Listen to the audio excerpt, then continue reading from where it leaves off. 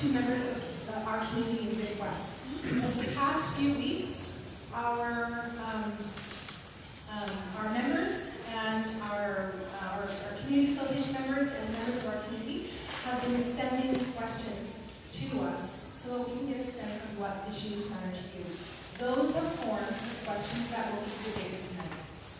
Because there were so many excellent questions, when it came down to finally deciding on which to propose to our 9 candidates tonight, we could only agree on paring it down to 3. But we only have time for 2 questions. As a result, we're doing a randomized sample, and as our debate proceeds, we've got a can that just has numbers 1, 2, and 3, and that will indicate which questions we can debate. That way, everything has a fair chance. Yay, democracy!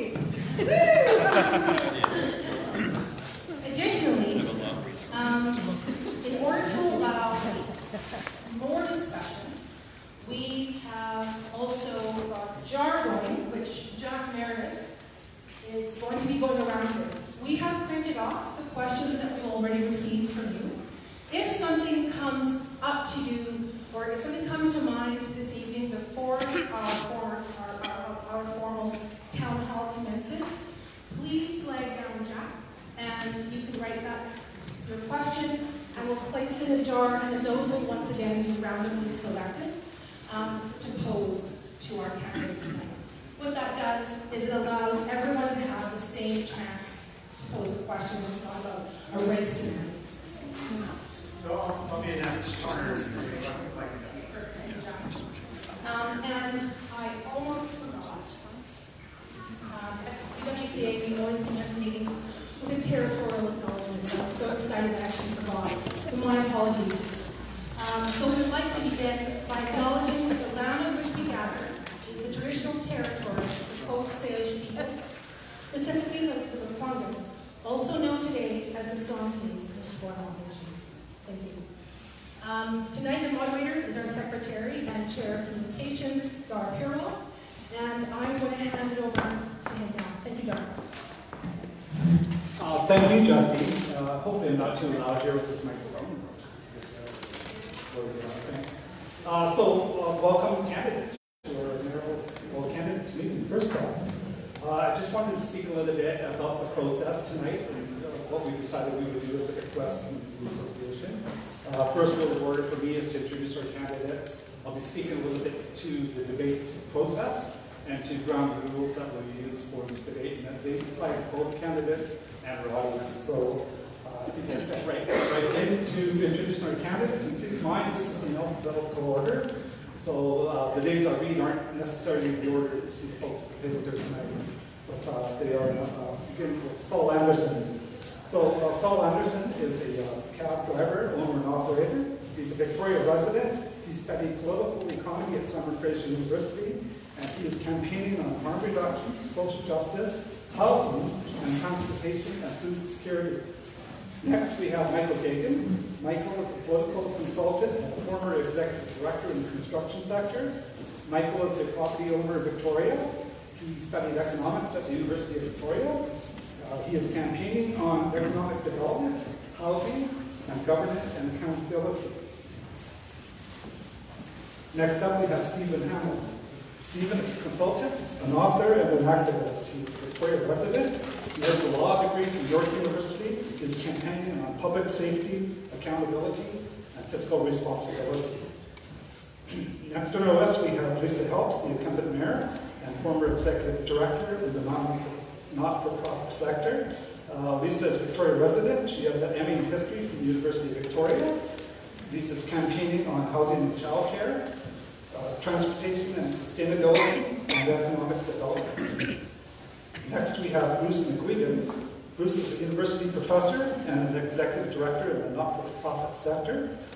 Bruce is also a Victoria resident. He holds an MA in sociology from the University of Calgary, I believe. He is campaigning on transportation, housing, community planning, and governance. Moving forward, we have Alexander Schmidt. Alexander is a university We'll have an instructor, a Victoria resident. He holds a BSc in Physics from the University of Victoria. He is campaigning on advocacy and social justice, transportation, and governance. And finally, our last candidate this evening is Chris Zamuda. He's a small business owner, a local businessman, campaigning on civic reform, transportation, and traffic and public safety. And I think I missed, sorry, Rob Duncan. Rob's right. So I'll just speak to some of the credentials. Rob, I got a question for us. Okay, I do have to.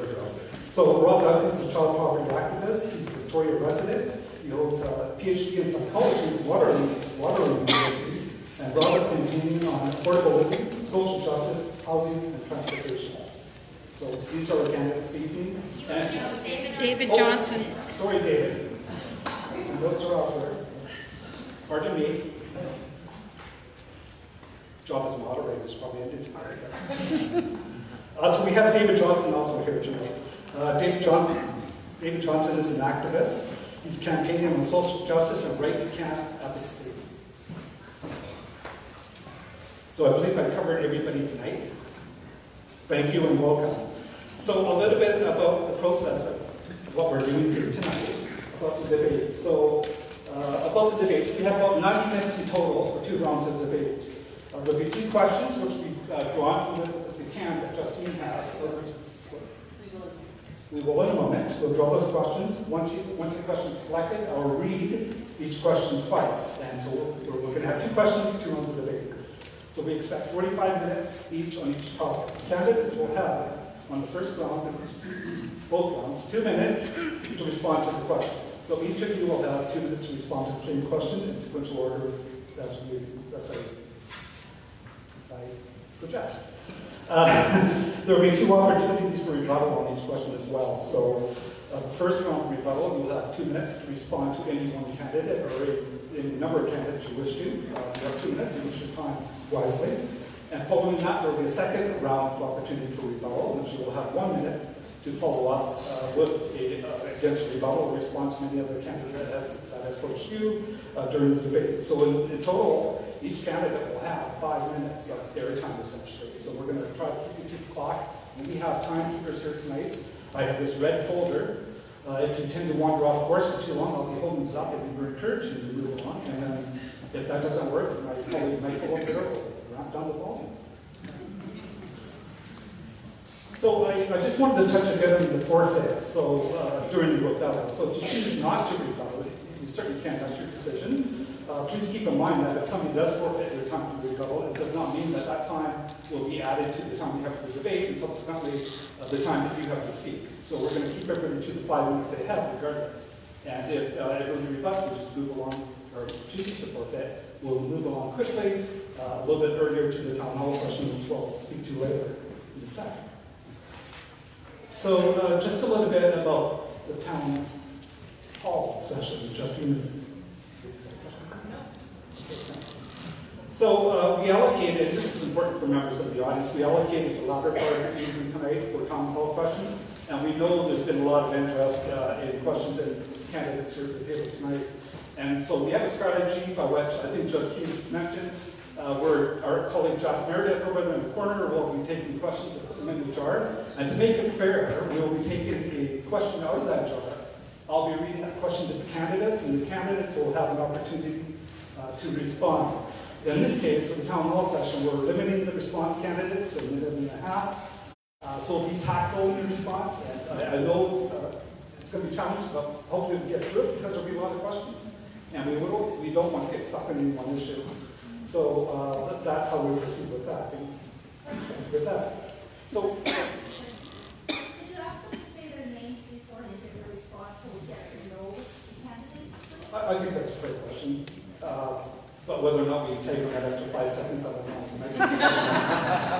I'll leave it to them if they choose to. They also have name tags, and I'm sure by the end of the night we'll know who's speaking. So just a little bit about ground rules today. And you can see we have a lot of folks in the room. We have a lot of engaged candidates for the Victoria Mayor position.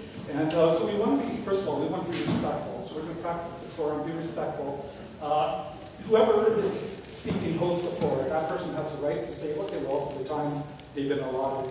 So please respect that and do not interrupt candidates on either their initial response or the rebuttal that they present to the other candidates. And this holds as well for the candidates. We'll practice some decorum here and hopefully we'll make this a success tonight. And for the audience, and the big one is no heckling from the floor and no interruptions. And I know there's a lot of energy out here, a lot of enthusiasm tonight, a lot of questions want to be asked. So just practice restraint and hold everything for the end. And that includes applause. So when we're up here, if there's something you like, I encourage you, we'll have that applause, but let's have it at the end so we're not biasing and interrupting the flow of debate. And we're making it fair for everybody in the room. The last thing I want to mention on my list is cell phones, and I'm sure these turn your cell phone off, so we don't have that disruption. But if you do have to take a call, you have this large foyer, so please take your cell phone, step up to the foyer, conduct your call, and come on back in when you're done. Other than that, I think Justine's spoken to the fact that if we'll have a little bit of headroom, I think, a little bit of runway left in the evening tonight, so that we'll be able to mingle perhaps at the lobby. You'll be able to engage our candidates one-on-one for further discussion. We are closing the building at 9 o'clock, and so from what I understand, we'll be done in this room at around 8:45, thereabouts. So that leaves about 15 minutes to tag, run up and catch some of our candidates and have a one-on-one. There's of course always a problem. And there's also problem one. So without further ado, let's get right into it and let's see what the debate. So I'm going to get really crosser. Choose our questions. Okay. So read out the number in really, really loud voices.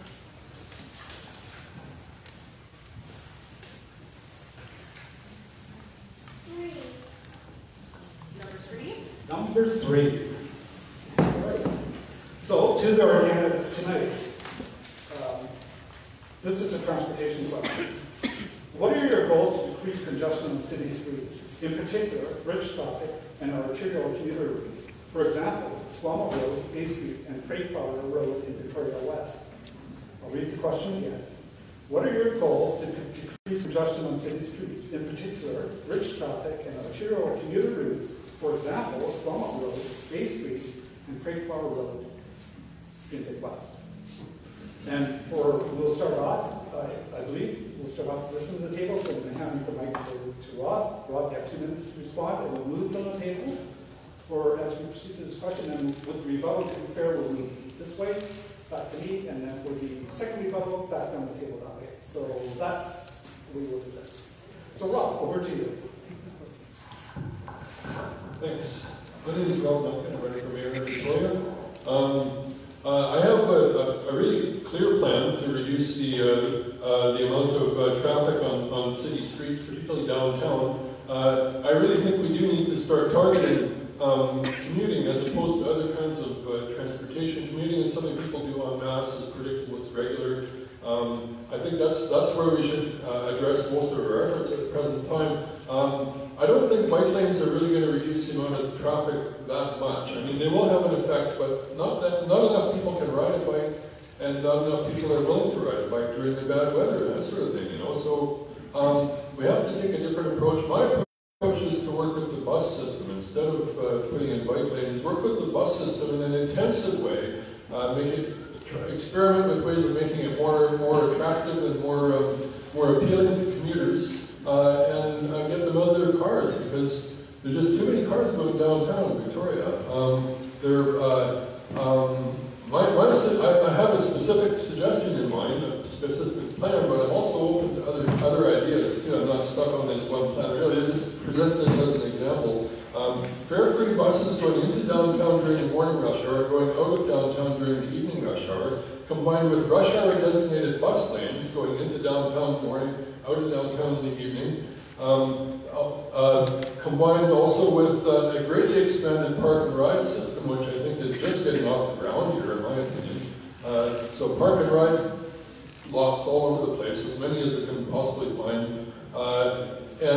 One more component would be signal transit priority, so that when a bus is approaching a green light, it can signal light to stay green until the bus gets through. With these features, we can make a bus system that's so appealing to commuters that they won't be able to say no. They'll be leaving their cars at home. That will greatly reduce the amount of congestion downtown. It'll also solve the problem of parking downtown, because a lot of the parking do I have a few seconds?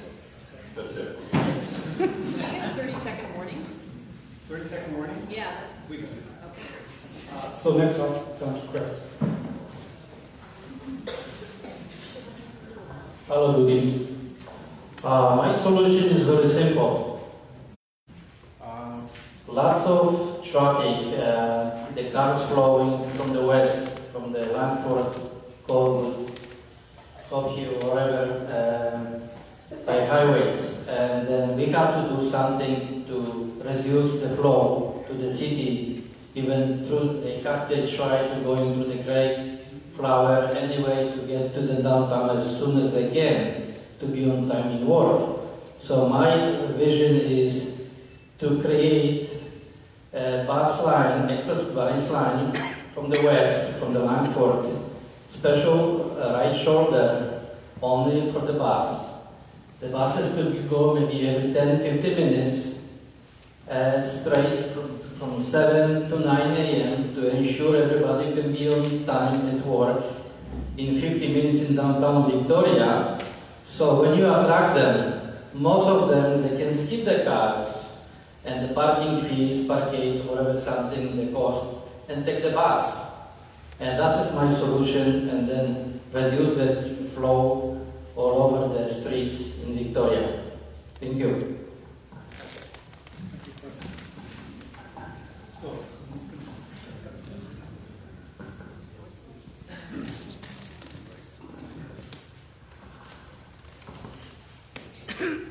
Hello, my name is Mike Geoghegan, and I'm running for Mayor of Victoria.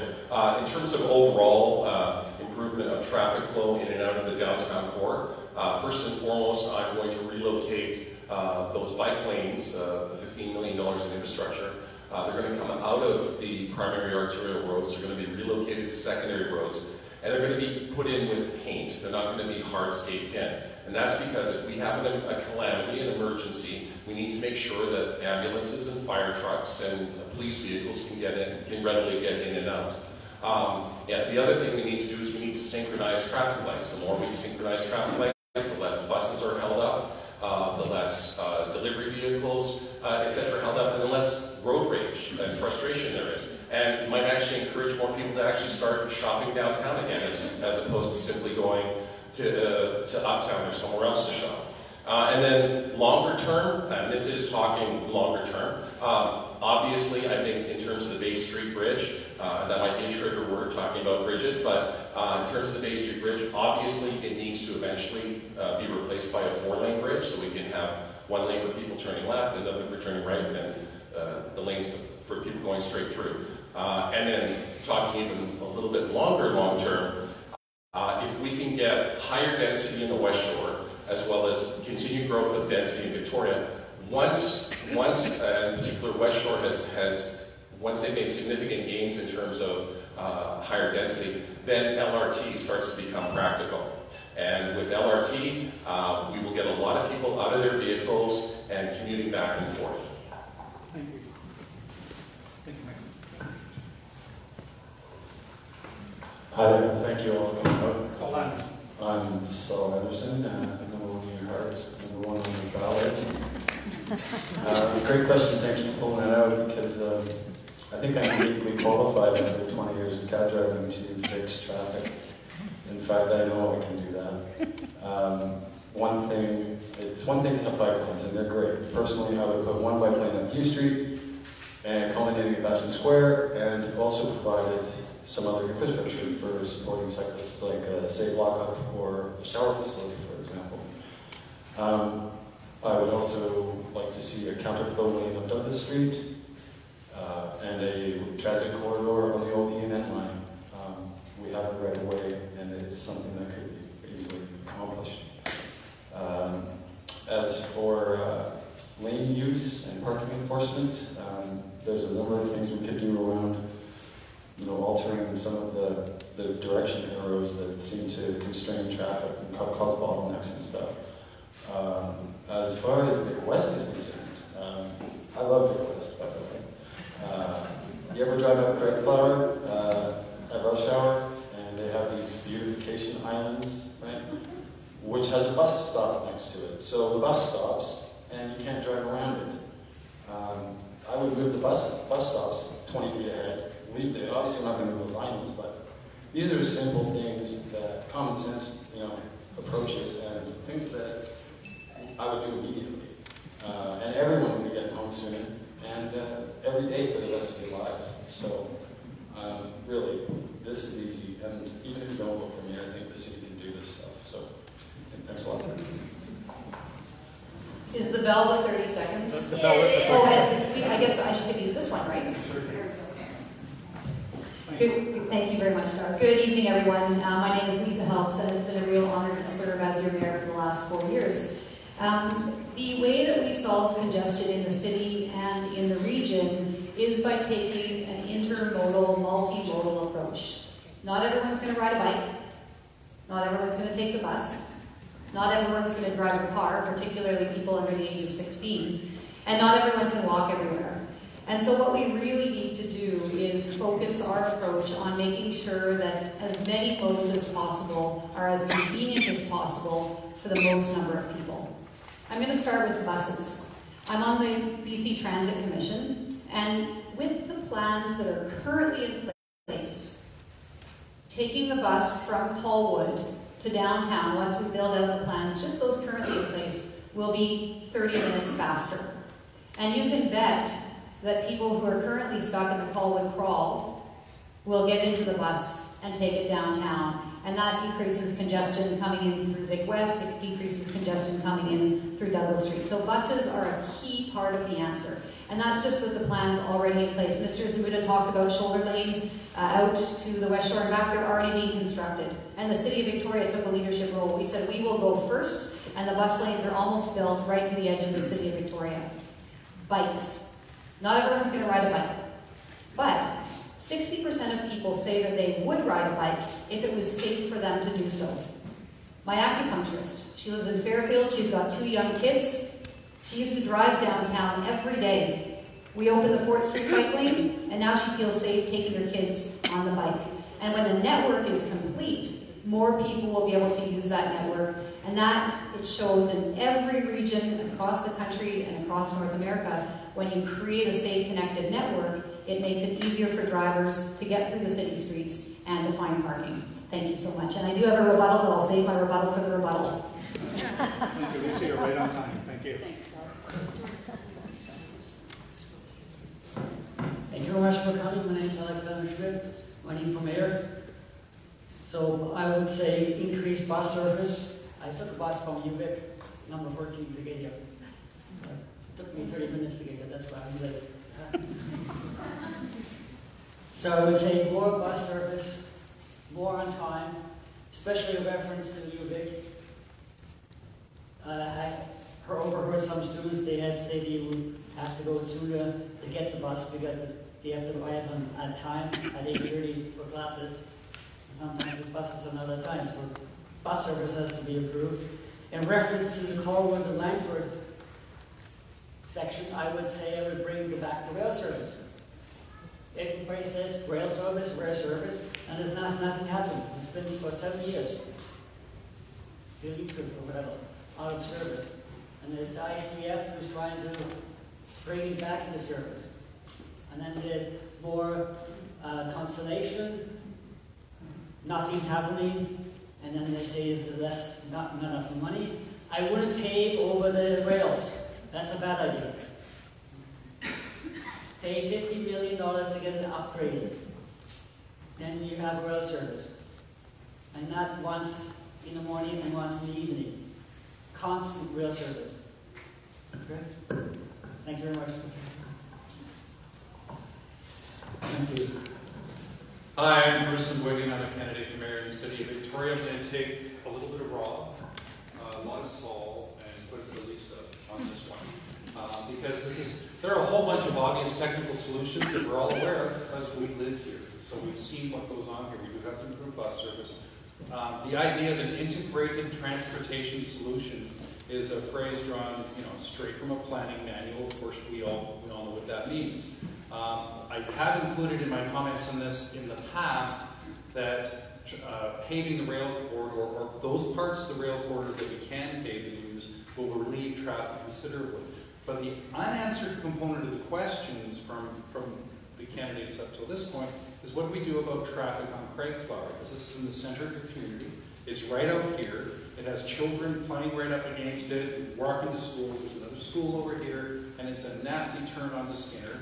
And it's just not something that you want through traffic using to get around. You don't want people commuting to View Royal or Esquimalt along Craigflower, or God forbid, all the way out to Langford or Colwood even, soon, way out there. So we might have to do something about not permitting through commuter traffic on Craigflower during rush hour, if that's the community's view of what needs to be done. Because that seems to be, when I'm hearing the question, that people are concerned about the volume of traffic on Craigflower. So perhaps one of the solutions is to limit the volume of traffic directly on Craigflower. Thank you.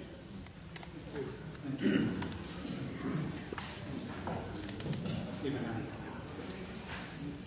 Hello, my name is Stephen Hammond. I'm running for the Mayor of Victoria. I want you to know that I'm not running alone. It was a year ago this month that a number of us asked the question, are we alone in wanting change? And as a result of that, we did a survey, we found a lot of people wanted change, and then also we did community consultations. With that, we came up with our principles, and from that point, we went out and we asked people who wanted to join us. And so there are 4 people who are actually running for council because we realized to have the real change that we're looking for, we need more than just the mayor. And so there's Randy Joel, who actually, she just retired from transit, and I twisted her arm to say we need someone like you. So I actually rely on Randy for a lot of transportation. Gary Albert, we got Andrew Reeve, and we got Stephen Andrews. We thought if we had either Stephen or Andrew in the name, it would be easier for people. But we make up the group called council.ca. Now, it's interesting when we're talking about transportation, because I agree with a lot of the things that are coming up here, but I don't want to pretend that as a person who's coming in as mayor, I've got all the answers. The fact is that we've got the Transit Commission, who is tasked with looking at all the different things that need to be done, and there's a lot of good ideas that are going on. When I look at the neighborhood plan, and these specifically are the ones that I looked at about transportation, that there's a lot of ways that you want to get people to, for sure, use buses. And when we're using buses, we want to make sure that we're being really smart about it. Now, one of the difficulties, for example, with using the 4th Street bike lanes, for example, is that while they measured the buses, they didn't measure the meters. And so it's very difficult for people to actually get around. And the other thing that I think is really important is we are an aging population. According to the projections, by 2041, 29% of Victoria's population will be 65 and older. So whenever we're talking about transportation, we really have to take into consideration what is going to be our new society. Thank you, Stephen. We're running out of time. Next to Arthur. Good evening. My name is David Arthur Johnston. I'm a candidate for Mayor of Victoria. There's no denying the wisdom that's come down here. I guess I'm sort of lucky in that regard, being at the end. I do believe that there's been some presumption of variables regarding prosperity. We have a $100 million debt, and we have this preconception that we're evolving into a regular city, that we think we want more people coming, we want to build more towers and whatnot. And I think this is wishful thinking, that we can't start talking about prosperity until we are at least 1 cent out of debt. Because while we're in debt, we are owned by the developers. Beyond that, buses are a good idea. Again, Bruce said that there are simple solutions, and we all know them. And so this is more of a measure of how I will respond, and not so much how much wisdom I have on the subject. Patience be with us all. And thank you all for coming tonight. Well, that concludes the response portion of the debate tonight. We'll then proceed to the rebuttal phase. And so, Arthur, while you're down there, as per the process, you will kick off the rebuttal. So you have 2 minutes to respond to any of the candidates' comments here. 2 minutes for the first round for rebuttal, and then proceed. And I feel like abusing my advantage because I don't really have a rebuttal. So thank you so much. Thank you. And that's your prerogative. Thank you for your comments. Next one is Stephen Hammond. Sure. When we think about transportation and ways of getting people onto the buses, because of course that is something that we want to encourage people to do, there's already discounts for seniors and for students. And again, we have to be very fiscally responsible because 46% of the money for transit in the region comes from the fare bars, and then the rest comes from either the gas tax or the taxpayer. And so it's not an unlimited well that you can go to all the time. So we have to make sure that whatever we're doing it because we are truly going to get people out of their cars or other forms of transportation.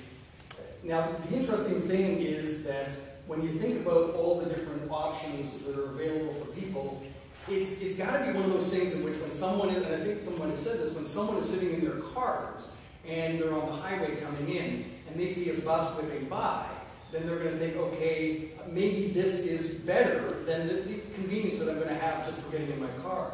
And I was even talking to Randy Joel, one of our candidates for council, and I was asking about, well, what are the things that they're doing to entice it? And she said one of the things that transit is trying to do is to look at using Wi-Fi. When I was in New York for a very short time this summer, one of the great things, and also in Vancouver, that you find when you're on the transit system, or well, at least on the subway, is that you can use Wi-Fi, either the stations or actually the whole system as a whole. And so being that, I mean, all you have to do is look at people on devices tonight and recognize that if we can make it more comfortable for people, because you can't force people out of their cars. You've got to give them incentives for getting out of their cars because people like their cars. Canadians like their cars.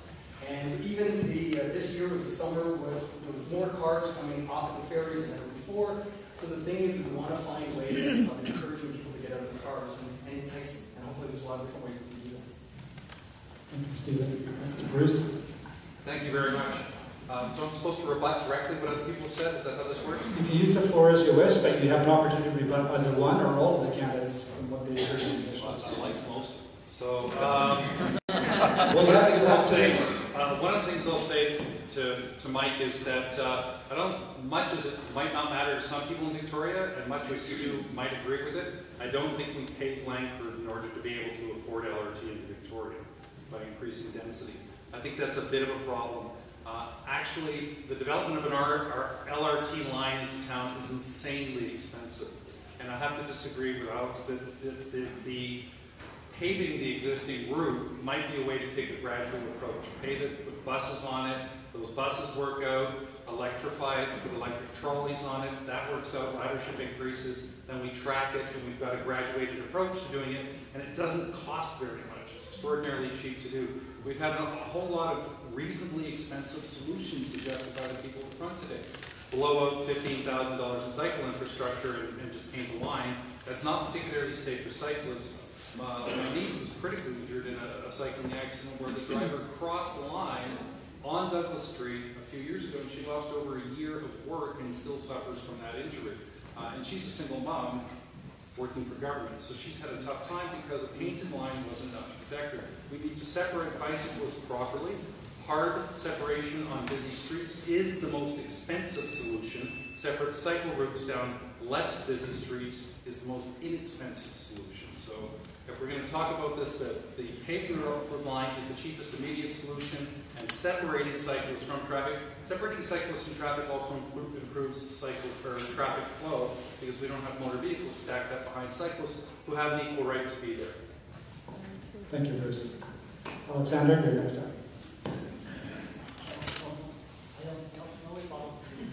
You know what, then? You can have both. Over to Lisa. Thank you very much. The first question I would like to ask all of my colleagues at this table is, does anyone actually know how much money has been spent to date on bike lanes? Because every single debate I hear about the $15 million that have been spent on bike lanes. That is not true. That is not a fact. There is no factual basis to that at all. We've spent less than $7 million, maybe less than $6 million on the 2 lanes. But biking is not enough. The original estimate for the bike lanes was quite low, and then we did public consultation, and we heard, we want the sidewalks fixed, we want street trees, we want benches, we want this to be a better pedestrian experience as well. And so we increased the estimates, and we did all of the infrastructure at once. And the bike lane project on Fort Street and the bike lane project on Pandora Street came in on time and on budget. So I just would like to disabuse this notion that $15 million has been spent on bike lanes. It's not true. That's my first rebuttal. My second rebuttal, I totally agree with Bruce. Painting lines on the road is not enough. Would you send your 8-year-old down Douglas Street right now? There are painted lines there. I wouldn't. Painted lines don't keep people safe. The third thing is, we are the Transit Commission. We do have to go into office with ideas. We do have to go into office with plans. And all of the ideas that have been shared today at the table are really great ideas. And I think what we need in the next mayor is somebody who has the experience and the detailed plans to actually make these ideas come to life. Thank you so much. Thank you. Paul Anderson. Thank you. Forgive me, I'm going to stay seated. But I guess I'm thinking that no matter how much was spent, the bike lanes were ill-conceived and ill-implemented. There certainly shouldn't be one on a main artery like Pandora. But having spent a summer living in Copenhagen, probably the most bicycle-friendly city in the world, I can see that separate bike lanes are beneficial and necessary, and the network that Lisa's alluded to is a great idea, but it just needs to be put in the right place. As far as getting people out of their cars, I think we can certainly encourage that by increasing our support for car share co-ops and things like that within the city. That's an easy way to get people thinking about it and saving a lot of money that they don't need to spend on car insurance and parking and maintenance, whatever, the list goes on. Again, Craigflower, I do not see us eliminating commuter traffic on Craigflower. I can assure you from downtown to the 6 Mile, it's probably 4 kilometers longer to go around Douglas Street through the highway, the TCH corridor. That is an already overtaxed, overburdened roadway. So, again, what I mentioned about the bus island, the bus stops where the islands are and stuff, I mean, that's a simple solution that's going to move traffic more fluidly through this corridor. And people living in View Royal or Falcon are, they're going to take Craigflower. I mean, come on. So, anyway, as much as I'd love to eliminate all the commuter traffic through your neighborhood, it's not realistic. People want to move here. People want to live here. We have bedroom communities as far away beyond anything, so people are going to continue to drive here every day. We just need to make it easier and safer. And an integrated approach, again, like Lisa alluded to, between the transit, the cycling, etc. These are very, very solvable problems.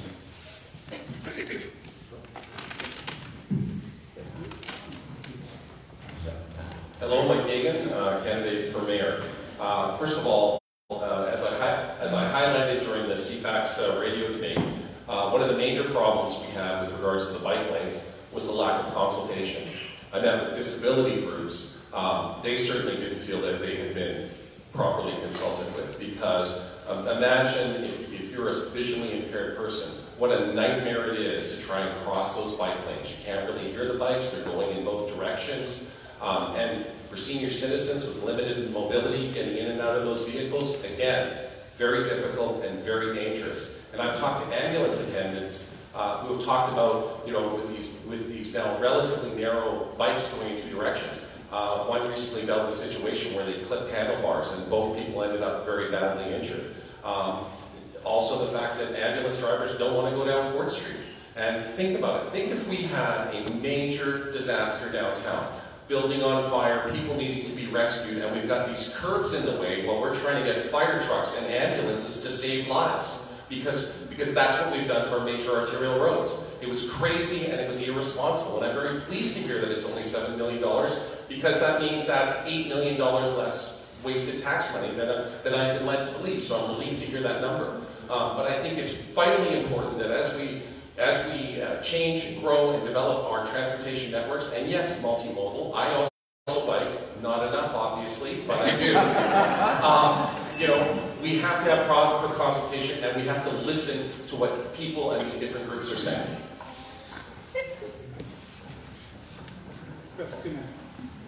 Okay, I'm Chris Muda, and I want to just make some correction on Lisa Help's statement before.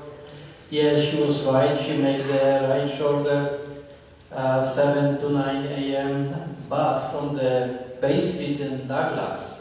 So my point is how these people from the Langford, West Shore, Corwood can get to the Douglas and Bay Center. That's why my plan is to sit down together with the Saanich and West Shore, Corwood and Langford all together, create a shoulder. So people find out it's better to give up on the car and take the bus, relax in 50 minutes to be in downtown Victoria. And to be no issue with the park lines. This is another issue. Now it's transportation issue, and this is very serious. And we have to solve the problem to stop the flowing all over from the west to Victoria downtown and bridges. Thank you. Thanks. I'm Rob Duncan. I described to you a plan to work with the bus system to try to get people out of their cars a few minutes ago, last time I was speaking. It's easy to criticize that idea, that plan as being grandiose and expensive. Nobody actually did that, but I'll do it myself. I agree, it is a grandiose and expensive idea, but that's the kind of thing we need, folks. The whole plan is motivated partly by concerns about traffic, but more so it's motivated by climate change. The reluctance to engage in big projects, the reluctance to invest the large amounts of money, admittedly large amounts of money that are needed to get us, where we need to be as far as our technology in comparison with the climate. I mean, that's the small thinking and the reluctance, the criticism of that kind of big thinking is exactly the kind of thing that's keeping us squarely on the road to oblivion as a species, folks. That's true. The time for small ideas is past. Every year, every summer, we have more weeks with forest fire smoke in the air, right? Basically, almost the entire month of August now is a struggle with forest fire smoke. It's been, 3 or 4 years that it's been like that now. That's not going away. It's not getting any better. And that's going to start affecting life expectancy in Victoria. In other words, your children and your grandchildren are going to live shorter lives than you because of that forest fire smoke every summer. At its peak, it was equivalent to smoking 7 cigarettes a day. Don't kid yourselves. That's serious business. The time for small thinking is past. Climate change is upon us, folks. It's time to move. Thank you.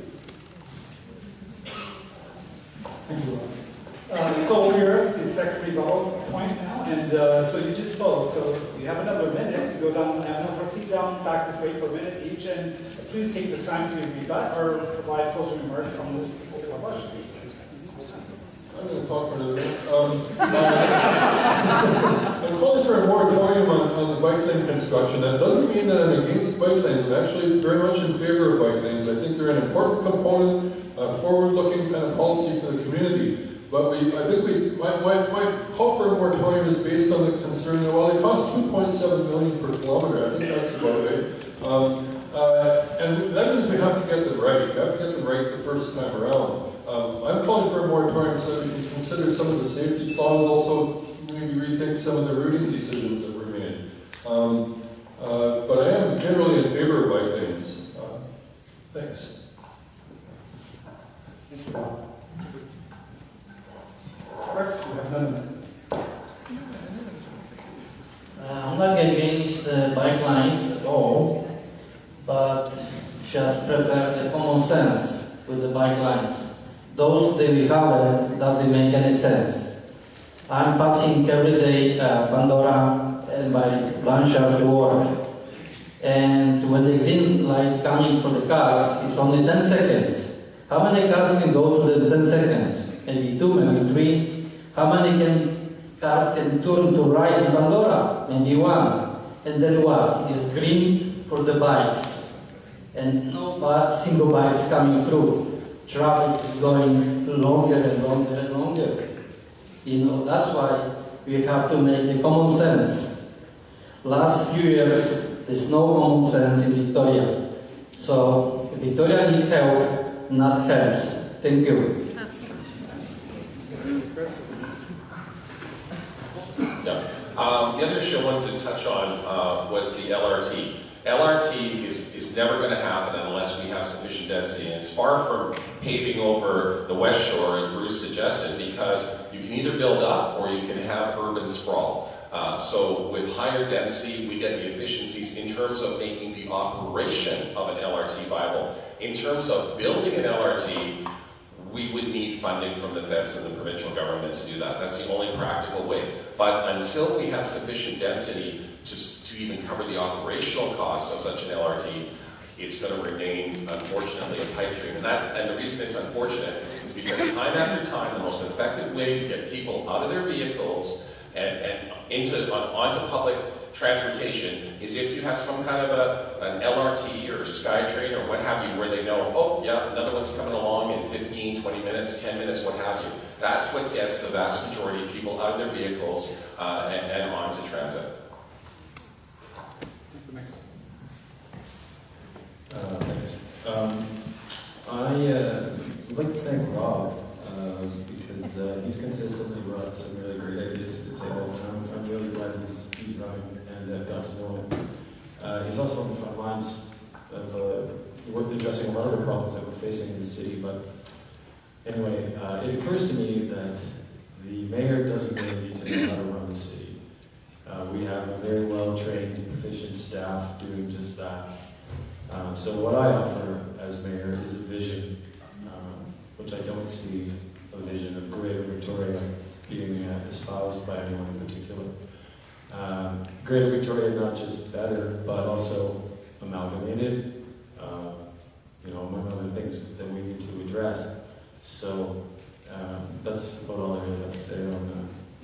Oh, and why not a really cute little electric trolley at the E&M line? We could paint it to look like the old rail car or something. That'd be pretty nice, don't you think? So, Thank you very much. I can't wait to move on to the next question because I've decided I'm going to dress up as a bike lane for Halloween because everyone thinks I am a bike lane. So for those people who at this table want to put a moratorium on bike lanes, it means you're going to give away $1.6 million in federal and provincial funding. We have that funding confirmed for Humboldt, federal and provincial funding for the bike lanes. So if you put a stop to it, say goodbye to that money. I want to ask all of us, when did we give away our streets? This notion that cyclists don't belong on main streets, that people don't belong on main streets. When did we come to that consensus as a community? I don't remember that. So the bike lanes are not only important for making sure that people move safely. They're a way of reclaiming our streets for all of us. But they're more than that. We received an award recently from the Community Energy Association, and I want to thank Rob for bringing up climate change. He says it's the time for bold ideas, for big ideas. The bike network is a big idea, and when it's built out. Lisa, that's time. Oh, that's it. Okay, well, I didn't hear a bell ring. All right, thank you very much. My name's Alex Schmidt. Thank you. Last year I was in Amsterdam. You want to see bikes? Go to Amsterdam. It is a 4-floor, like for cars, parking cars. That's not for parking cars. That's for parking bikes on all 4 floors. It's unbelievable. They have bike lanes. They have trains beside the bike lanes. They have buses beside the bike lanes. In and out of Amsterdam. And there's a big rail station. Constantly full of...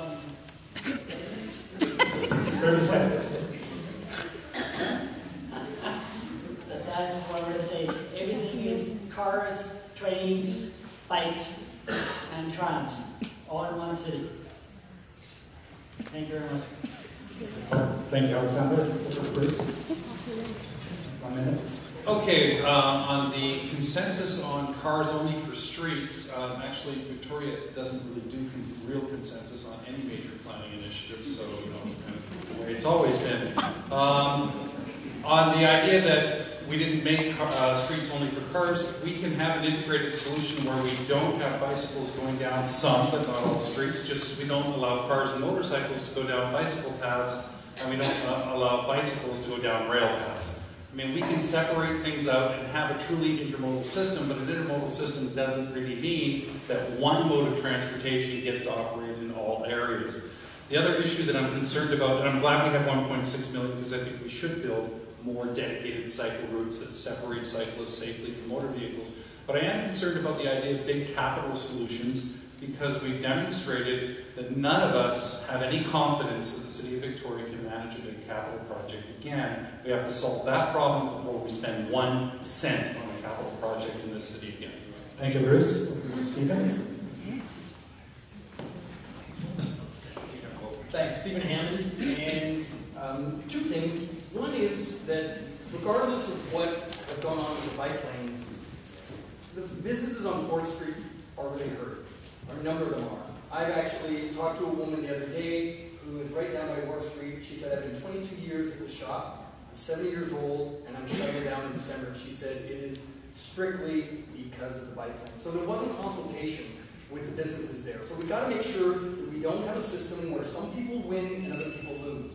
And the last thing I want to say is that if we were to pave over that E&N rail line, you don't need to be a lawyer to know this, but maybe it helps, is the fact you suddenly open up the covenants on that, and it's going to First Nations land, and suddenly you'll have to open up all negotiations with First Nations land to go through this. Not this a problem, but just going to be very expensive.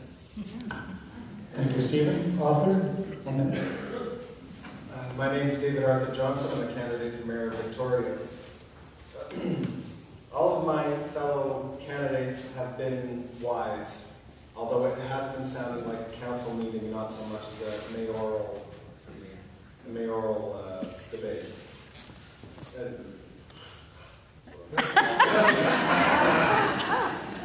I do find, as far as things like the bike lanes well, they make me think of also the no smoking in parks that has happened, is that there's been an imposed forward-thinking mentality that we presume that there's going to be another 1 million people in such and such an amount of time, so we're planning on that, when in fact we're poor. We're really, really poor. Each of you has more than $100,000 debt.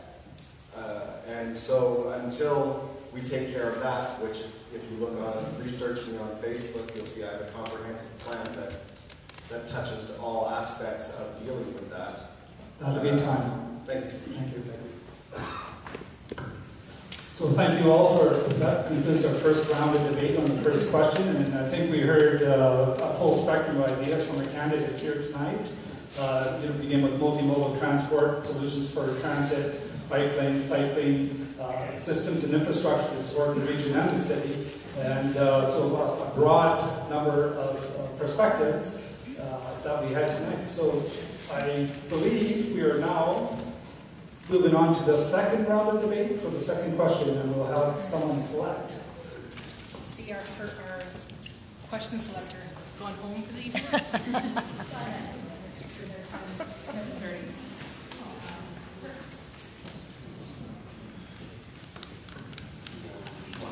Question 1, Garth. Question 1. And again, I'll read each question twice, and for this round, we will be starting at this end, so Rob will have the first opportunity to speak to these lines.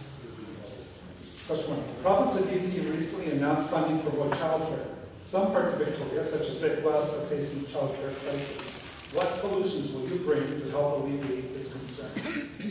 I'll read the question again. The province of British Columbia recently announced funding for more childcare. Some parts of Victoria, such as Vic West, are facing a childcare crisis. What solutions will you bring to help alleviate this concern? So we have 2 minutes each to respond to this question, and we'll start with Bob. Thanks. Childcare is actually part of my platform.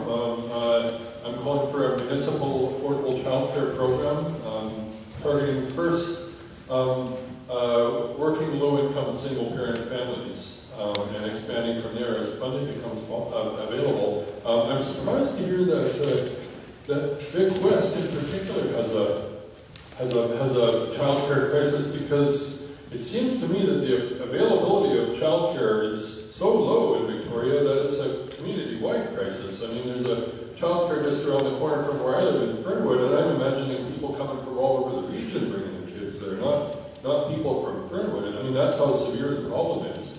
There's an availability crisis. There's also an affordability crisis. Market price childcare is just unrealistic for lower class working families, for sure. It's a good question. And what we need is a government run program. I'm actually in favor, in the big picture, in the long run, of incorporating childcare into the public education system, because it is education. That's where education begins, is with childcare. We should formalize it and build it into the school system, just as the university system is really, in terms of structure and so on, is part of the public education system. It's largely paid for through tax dollars. We should build childcare into that sort of system too.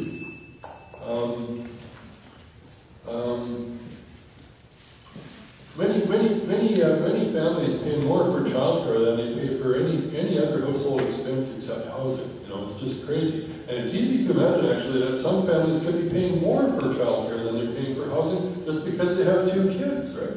Right away, you're going to be paying more than you're paying for rent or mortgage or anything.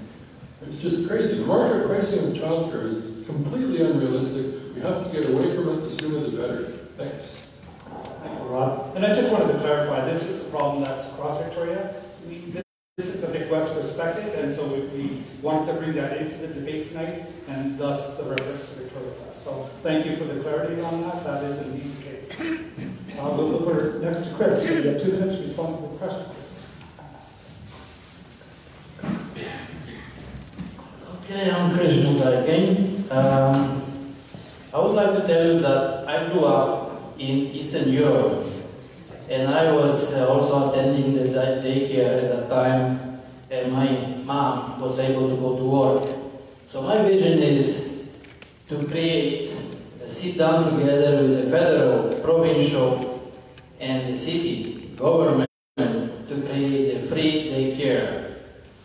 Because many families and single mothers struggling their life because they cannot go to work, because they cannot afford to pay the daycare. So we have to solve this problem, give them the free daycare, and they can go to work, get out from the welfare. Thank you. Mike Geoghegan, candidate for mayor. Obviously, child care, affordable daycare is a huge issue in our society. And as has been pointed out, a lot of people, especially moms, simply can't afford to go to work, because by the time the government has taxed them, their take-home pay is less than their daycare bill. In terms of trying to, at the municipal level, trying to alleviate the situation, one thing is simply making daycares an allowable use of your property, and thus increasing the supply and creating less in the way of a bureaucratic barrier towards opening up daycare spaces. But the other thing is I met with a client of mine earlier today. It was a construction trade union, and they're talking about building a trade school. And one of the things we want to incorporate into that trade school is a daycare. Why? Because we want more women becoming tradespeople. We want more young people, full stop, becoming tradespeople. So by having a daycare facility that opens up early, and is there for the length of time we expect those apprentices to be there, that their children can receive adequate daycare coverage. That's the kind of innovative and integrated approach I would certainly support as your next mayor. Hi there, Saul Anderson once again. Lots I can say about this, I guess. I think as mayor, I don't need the money, and so it occurred to me that one thing I would want to do is donate 25% of my salary to start a daycare at Centennial Square or some city property or something. Rob pointed out, we should have something like this going on. But most importantly, I think we all need to advocate our federal government to create a national childcare strategy. If you look at Norway, for example, they have 4 times our density in 1% of our landmass, but nonetheless, the most important thing is they have nationalized resources, consequently have a massive sovereign wealth fund to which to draw on for a state housing bank, for early childhood education, and it's all free. So it's a fundamental change here in Canada that I think is difficult for people to accept, but ultimately there are enough resources to go around. It's just a matter of how well we share them. As a political economist, I can assure you that what it comes down to is power and resource allocation. And too often the elites are making decisions that are not in favor of us all. So anyway, that's all I have. Thank you, Saul. Thank you very much. This is a really important question, and it is especially an important question for Vic West, because when babies and big kids closed here, that was a very, very big loss of spaces in a very sudden way, and it left parents scrambling. So thankfully, when about a year and a half ago, the child care providers came to me and they said, Mayor, we know this isn't your issue, but can you help us?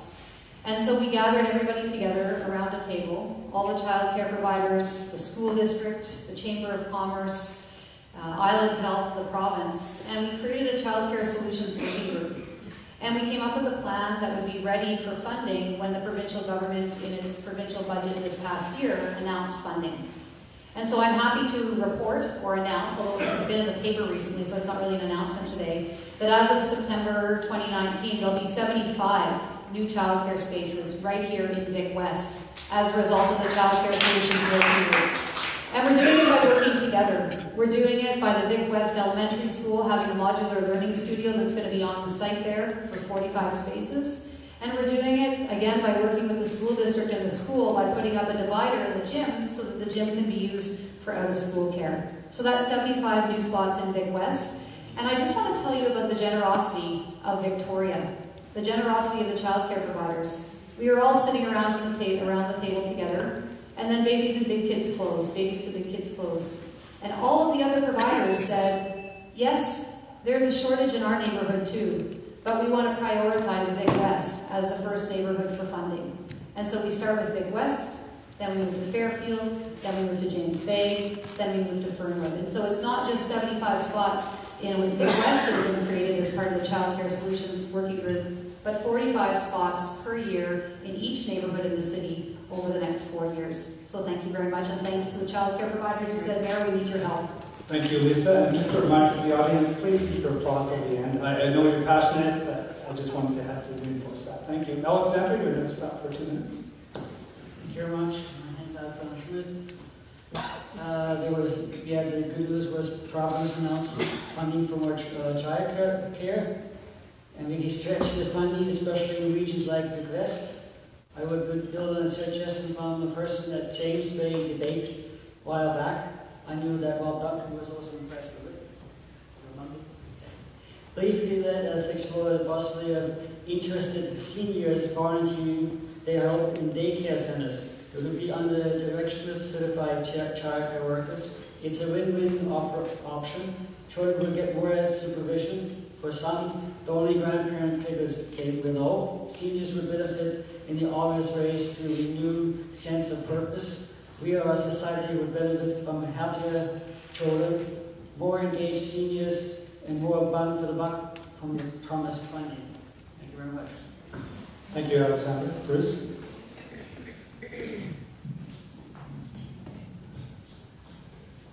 Bruce McGuigan, candidate for mayor. I once considered a country music career because I was a single parent, not working because I had broken my back in a car accident, with 2 children living in rental housing. So I've actually been there, done that, and I know how hard it is. I'm not the mayor yet, but I've already started building a daycare. As Executive Director of Family Services of Greater Victoria, in partnership with Victoria Immigrant and Refugee Center, the executive or the president board is somewhere here. We bought the old MS building in North Park for $2.5 million, I think it was, and we converted it into a permanent resource for nonprofits in the city of Victoria. We obtained a grant from the provincial government, and we're building a daycare with 22 spots that will open up in the spring. So I've already started work on this, and I'm not in office yet. Please do not call them. They're not taking anybody to the waiting list until March. Please. Every time I announce that, they get a bunch of phone calls, and they get quite upset at me, but I'm not going to keep the secret because it's an achievement of which I'm very, very proud. So one of the other issues we face in some of the comments that have been about daycare, I am not dropping my kids off just anywhere. Daycare has to be quality. Daycare has to be inspected by VHA because that's a critical issue in maintaining the safety of our children. Daycare actually has to be run by people who are trained to provide daycare services. I am not handing my, well, it'll be my grandkids next, but my grandkids opt to people who are not trained to take care of children. So these small-scale, cheap solutions that are temporary are not what we need. We need institutional solutions that we can actually afford to implement, and as I said, already did that. Steve? Hello, Stephen Hammond. The province, as has been mentioned, is coming up with $1 billion toward childcare. And as a matter of fact, that also includes giving money for capital expenditures, capital costs. So that'll go a long way. And it would actually be nice if the $9 million that is for housing and low-cost housing, that would be nice if we could also allocate some of that money for childcare. But here's one of the things, you know, there's only so much that the city can do, but what the city can do is they can ensure that with the building boom that is going on in the city, that we get proper amenities from the developer. And that's standard stuff that you find all over Canada, especially these places, these cities where it's booming. The difficulty is this mayor and council has chosen not to ask for much in the way of the amenities. Yeah, a few things here and there, but in the scheme of things, when you compare us to other cities, it is horrifying, actually, when all that money is being left there. And when you talk to developers, they'll actually say, look, we know we build that into the cost, and so, but I'm not handing it over if they're not asking for it. And that becomes very, very difficult. So we've got to, but all that money is lost. All that money is lost. And so it could go to things like parks, it could go to things like daycare. And unfortunately, we can't do that. So we've got to come up with a plan. We say to developers, we say to builders, here is the amount that we want from you. And it's negotiated. You don't want to come up with an amount in which they're not going to build because it's too much. But then they build it into the price of the land.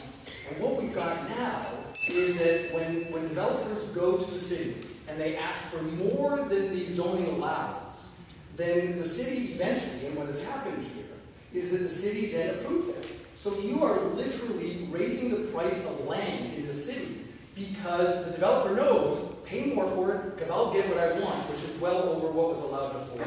So if you want to talk about affordability for childcare, that's a big part that we can make a change, and I'll be part of doing that. Thank you, Stephen. David, you're next up. My name is David Arthur Johnston. As far as Big West is concerned, I'm sorry I don't know the political ins and outs of this community. I do know that community in general is going to have to be promoted. I have an idea. It may seem whimsical at first. I would like to see a challenge made to the public with a reward, something mildly substantial that someone would like to win, where you would take, tell them that 10% of this funding, I don't know how much this funding is. Stephen said $1 billion, but I don't know if that's just for the entire province. If you take 10% of the money that's allotted to Victoria, this is what you would challenge people with. and assess all of Victoria's assets, its buildings, whatnot, and its gear, and tell people, look, put together a proposal that takes these things into account. 10% of that offering and the city's assets and buildings and gear and space.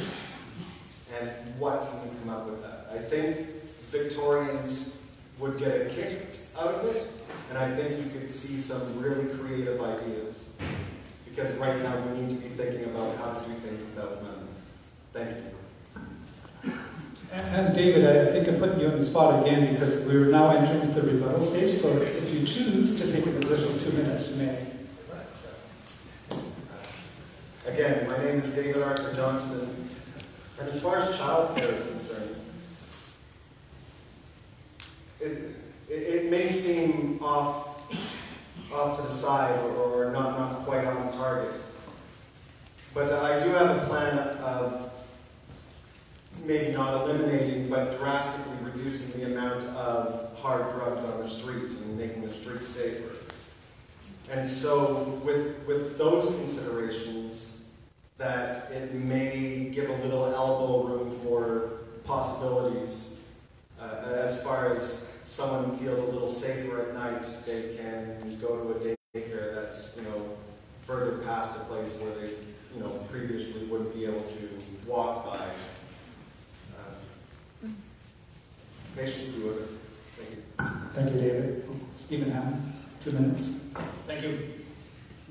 When we think about childcare, the reason why it is so fundamental for parents is because of the cost. And the costs in this city are just so great. We see it in every business section, in the front pages of the main section of the newspapers and on social media. The information tells us that this is a very expensive city. So when you think about what can we do to make sure that parents don't have it so expensive here, is that we can, as the city, those few areas where it's not the province, where it's not the feds, where can we have an impact?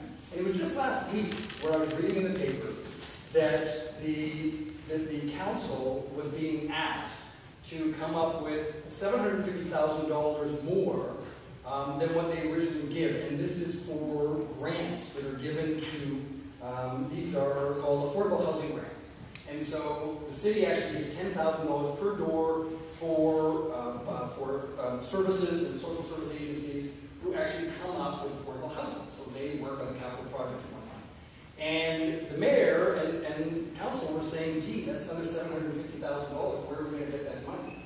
Well, I would suggest that I could pledge to give that $750,000 because I won't be spending $180,000 on painting puzzles on Gate Street that peel within a year. I also won't be spending, found out just today, I won't be spending over $800,000 on the investigation that it took for the Ellsworth inquiry. And so if you actually have conversations with people and you tell them the truth and you don't have to get into all these very big expenses, I won't be wasting your money so that we can actually give more grants and so that can help out more parents and therefore childcare might be a little bit easier for them when the bills come in. Thank you, Stephen. I just want to remind the panel that we are talking about childcare, so, but Mr. Thomas, you will. I just want to clarify. Thank you very much. It's childcare still? Or other. Well, we can be talking about a bunch of other issues because in the city of Victoria, we have lost a lot of institutional properties. We've lost the Catholic school in Hendora, that was St. Andrews, correct? St. Andrews. We lost the Truth Center. We've lost other facilities that existed within the city, some of which actually provided daycare space, and it's been zoned over to developers who build large houses, or large millionaire residences for people from Alberta or Hong Kong or whatever. The problem is that when we give up on that kind of zoning, we create a crunch for nonprofits and for daycare providers and for everybody else that is very, very difficult to meet.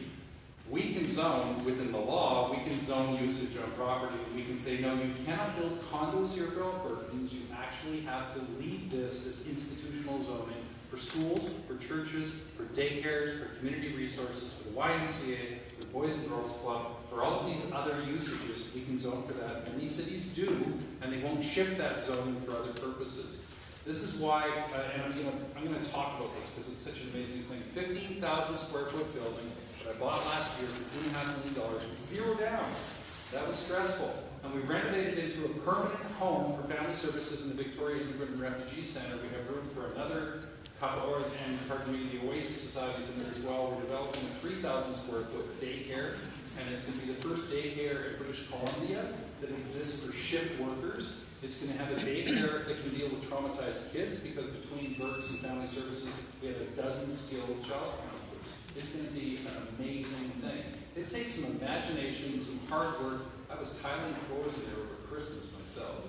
So we can do this. And it doesn't need huge capital projects. Sometimes it doesn't even need to involve in the city. It involves the will to do it and at least the cooperation of the city by not zoning public resources over to millionaire developers. Thank you. Thank you, Bruce. Alexander, 2 minutes. Okay. Thank you, Dar. Big West, I apologize. I know the topic is childcare, but I guess I'm a little bit old-fashioned, and I believe that facts still matter. So I'm going to start with some facts. The St. Andrews property that Bruce just referred to wasn't sold and not building condos for rich Albertans. It's 172 rental units right in our downtown. I think that's a good thing. This notion that $180,000 of public money was spent painting puzzle pieces, that is sheer nonsense. The business community came to us and they said, we have $120,000. We'd like to do something in the downtown. 2 business groups, they each had $60,000. They said, will you match us? We said, yes, we will, because Downtown Victoria Business Association, we believe in you. These are important facts. What has happened in the city in the last few years is for the first time in 30 years, we've actually seen rental housing be built. And when condos are built, developers aren't getting zoning for free.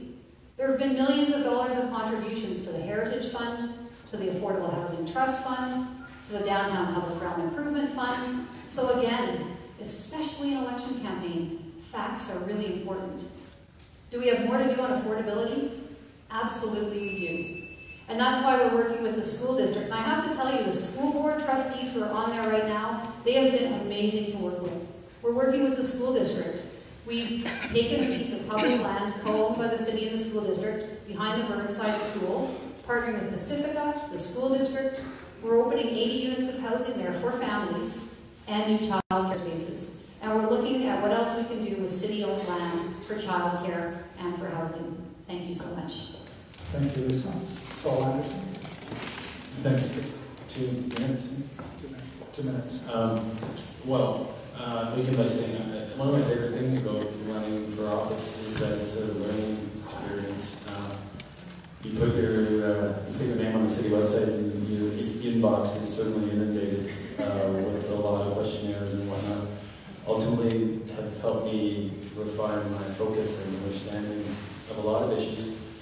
Like, I wasn't familiar with the pet responsibility bylaw, or the tree preservation bylaw, or what creative ideas to increase the tree canopy in Victoria. So I called an arborist friend of mine, and he said, well, we should mandate a green roof on all new buildings. Brilliant. There's a harm reduction questionnaire, so I called a good friend of mine, a Big West resident. He's actually at a harm reduction conference in Edmonton this weekend. I wish I could remember everything he had to say because, wow. As far as childcare is concerned, I like David's approach of enlightened austerity. What can we do for low cost or no cost to solve some of our pressing problems? As I was saying, the best idea I think around childcare came to me from a question at the James Bain Horizons, where someone suggested putting daycares in seniors' homes. And 2 days later, there was an article in the Toronto Star I posted on my Facebook page, if you're following me, which I'm going which said how great that is. So, I mean, that's a simple solution, and I think has benefits, obviously, to the seniors, to the children, to the community. And it's easy. We can do that very simply and for virtually no money. So, away we go. Thank you, Saul.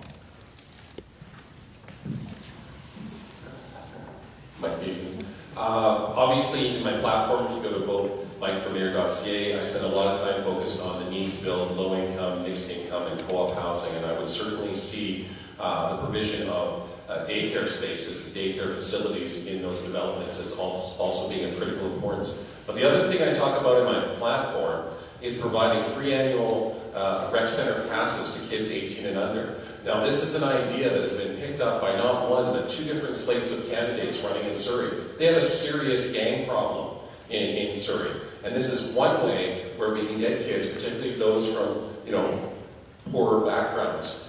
Instead of tagging buildings and keying cars, or doing, what's referred to as crimes of boredom, instead, they can get down to the rec center, they can go for a swim, they can be with their friends that they know from school and not be excluded because they can't afford an admission fee. I think that's how we have a healthier, happier city, is by having healthier, happier kids. Chris, 2 minutes. Chris Muda, again. I still promote, free daycare in Big West and our Victoria. Everybody knows, because I'm the small business owner, we have the shortage of labor lately. And can you imagine how many people, how many single mothers and low-income families stay on welfare because they don't know what to do with the child? So why we cannot help them out? If you calculate the cost of the welfare we spend on it, and calculate the cost of the daycare, free daycare, maybe we can get even. So why we cannot invest in our child, not instead of the bike lines, $7 million, right? Thank you. I'll just point out at this point, you're at the end of the table, you'll have up to 3 minutes to speak. See now you have your next one.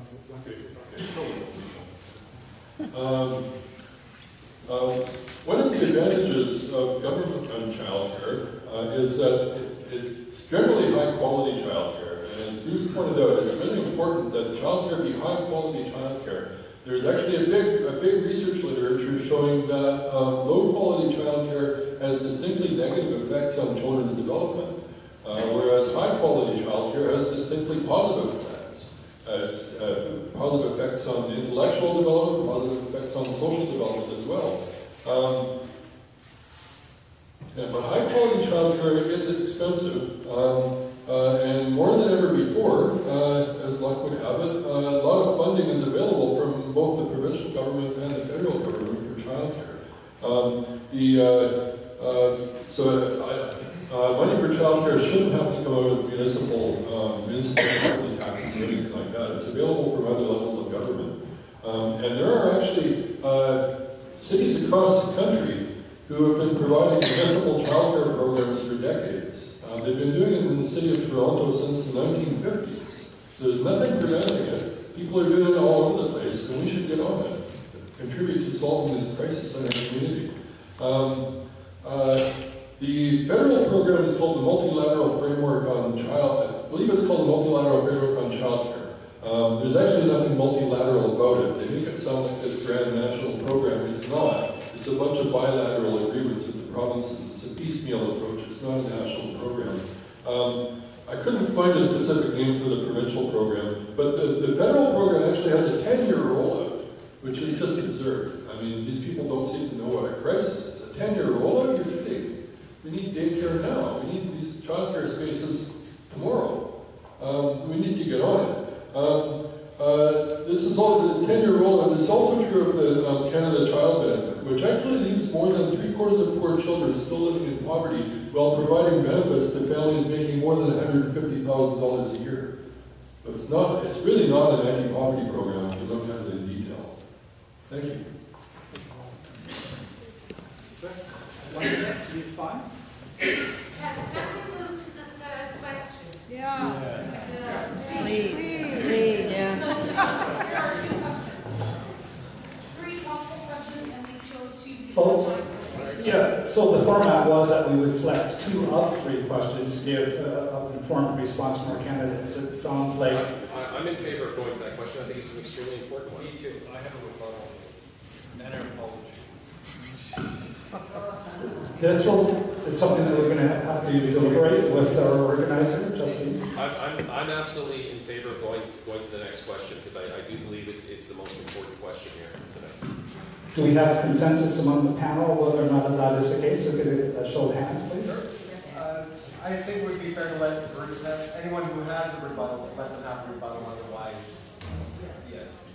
So just to remind folks, if we proceed with the rebuttal, then that will terminate this part of the debate. We're going to move to the town hall. So We could ask those questions about housing in the town hall. essentially, I would expect similar questions to come up in the town hall question, given the audience. And I guess, unless there's a consensus in the room that they want the third question debated and for going to town hall.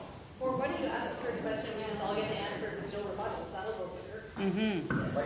How many people want the question asked? Third question. Thanks for asking. There you go. Okay. Okay, well, so we have overwhelming support for the third question, and so I'll just frame the listening. What is the third question? I'll read out the question. Your patience is appreciated, folks. Let me just explain. We have a minute left for rebuttals. I think at this point, if it's okay with Justine, that I'll read out the question, and each of us, and I'm going to start from Rob down to Senator, to be fair, we will have a minute to answer the third question. Is that appropriate? Yeah, I'm just going to say one more thing. Please, everyone in the audience, do refrain from yelling out. Just out of respect for the organizers and people who've taken out an evening, a very busy campaigning season, please do put up your hand if you do have a question or statement that you can't at once. Just as a matter of respect. Thank you, Justine. And just to bring us back into the second question, I will read the question twice, and each candidate will have a minute to respond to it. So this is the housing question. Thank you. So number 2, the majority, 60% of Victoria's residents are renters. However, the city currently has a vacancy rate of less than 1%. Rentals also face rising costs, and in particular, a lack of pet-friendly and multi-bedroom units suitable for growing families. If you are elected mayor, what will you do to ensure that the residents of Victoria have access to affordable, safe, and well-maintained family housing? That is for children, seniors, and pets, and others. I'll read the question again. The majority, 60% of Victoria's residents are renters. However, the city currently has a vacancy rate of less than 1%. Renters also face rising costs and, in particular, a lack of pet-friendly and multi-bedroom units suitable for growing families. If you are elected mayor, what will you do to ensure that the residents of Victoria have access to affordable, safe, and well-maintained family housing? That is for children, seniors, and pets. Wow. 1 minute. Thanks. The rental market crisis is one of the three, as I see it, one of the three main components of the overall housing crisis in Victoria. The other components being the real estate market crisis and the huge non-market social housing and homelessness crisis. I think in terms of solving the rental market crisis, we need to, well, a large part of the solution has to involve social housing because rental properties just aren't profitable enough to motivate developers on a large scale, the kind of large scale that we need. So the government has to step in. I think at the same time, though, we also need to work with the development community to try to get more of the kind of housing that the community needs, as opposed to the kind of housing that makes them the most money. We can require a component of affordable rental accommodation in every rental development that goes up. We can also incentivize more rental accommodation on top of that. On top of what we're requiring, we can also introduce incentives. One simple way of incentivizing that sort of thing would be by fast-tracking development applications. Thank you, Robert. Okay, thanks. Chris, 1 minute to respond to the question. Housing. Okay, my motto is less talk, more action. So my vision and my platform is to start right away government housings, to build, if any left land for government, if not to buy it by government and build it as quick as possible. And once again, solution will be government housings, and my vision is on the ground level, child daycare, free daycare, and then people can leave their child downstairs and can go to work, so we don't have any short labor. Thank you. Chris? Mike? I'm so glad this question got asked because this is the reason I'm running in this race. We are sleepwalking towards a future of a city of only the very wealthy and the very poor.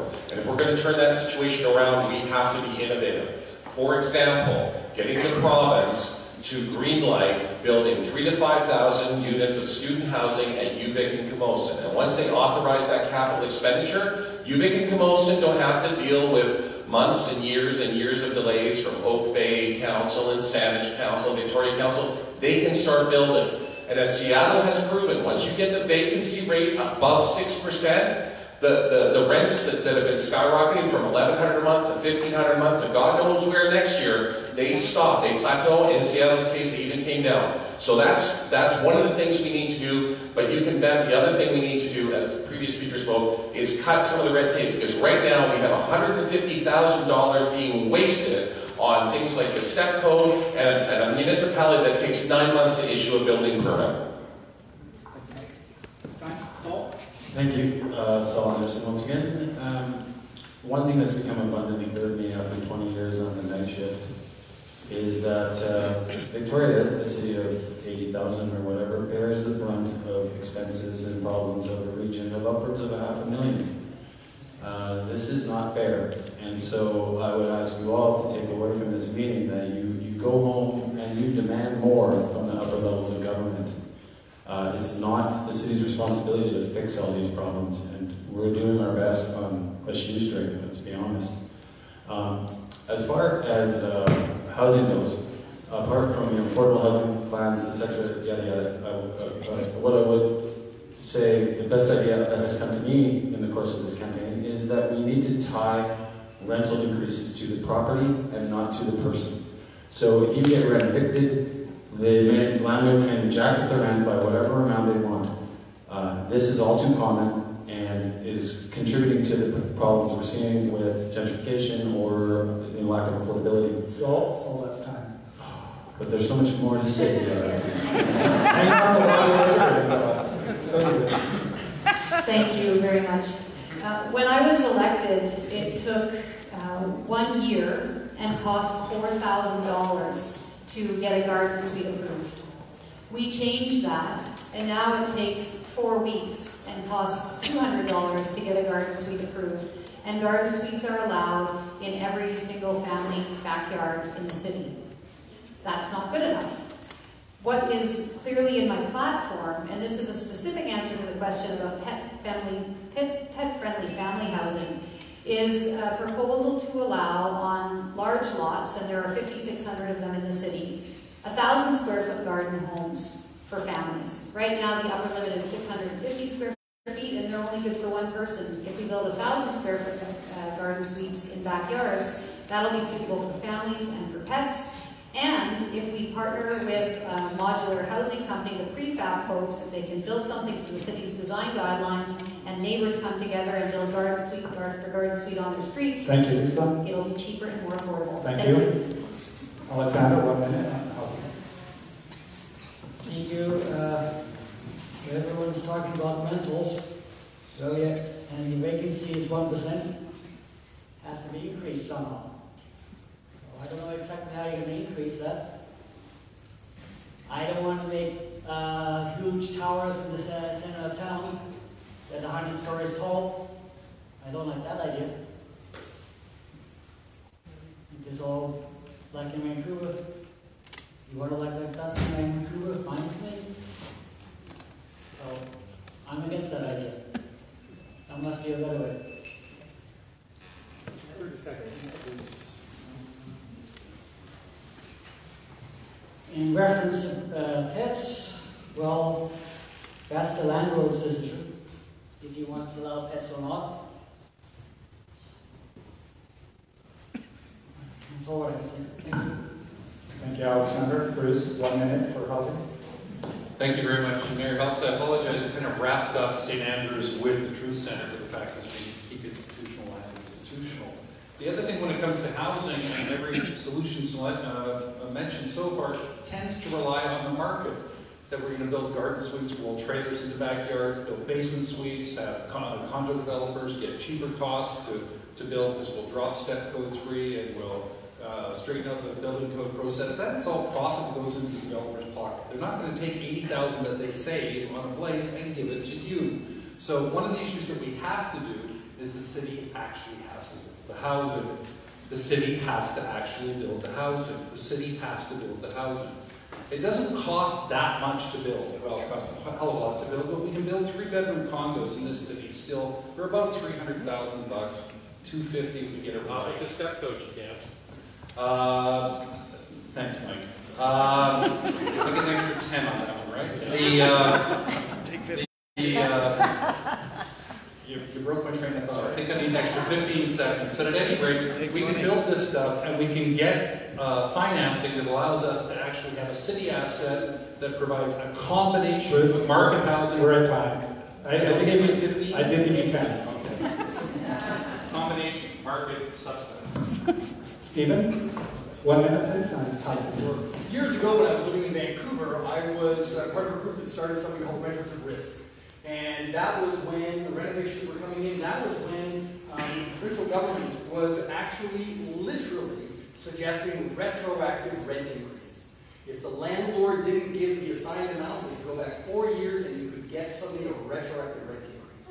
And people forget that, but I was on radio and television with all these other people and I was fighting that. And then I was asked to join the Tenants' Rights Action Coalition in Vancouver as well, when I lived there a number of years ago.